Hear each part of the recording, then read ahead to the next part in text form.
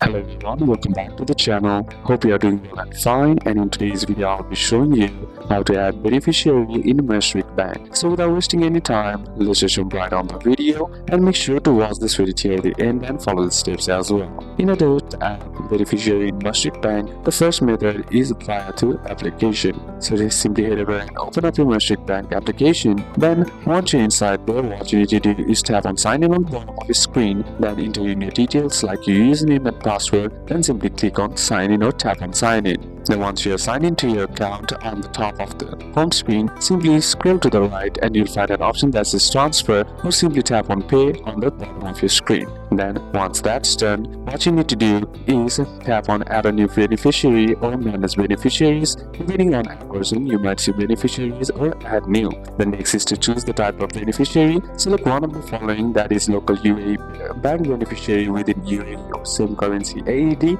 and international beneficiary for foreign currency or interbank transfers. Now for UAE domestic transfers, if the beneficiary bank is in the UAE, simply enter the beneficiary details by filling the beneficiary full name, account number, bank name, branch or IBAN number if required, and nickname, which is optional for your reference. Once done, review the details and then tap on save beneficiary, and then Mashreq will send OTP to your mobile SMS. All you gotta do is enter the OTP to confirm, and once verified, the beneficiary will show in your list. For international transfers, if you are adding an international beneficiary, simply enter beneficiary details like your beneficiary full name, account number or IBAN number, SWIFT or BIC code, bank name, address, which is sometimes required, and the country. Simply tap on save and review the details carefully. International transfer often require more info. Then enter the OTP sent to your phone and beneficiary will be added. So these are a couple of steps that you can apply, and that's it for today's video, guys. Hope this video was useful to you. Leave a like if it did, comment down any questions that you have, and see you soon on the next one.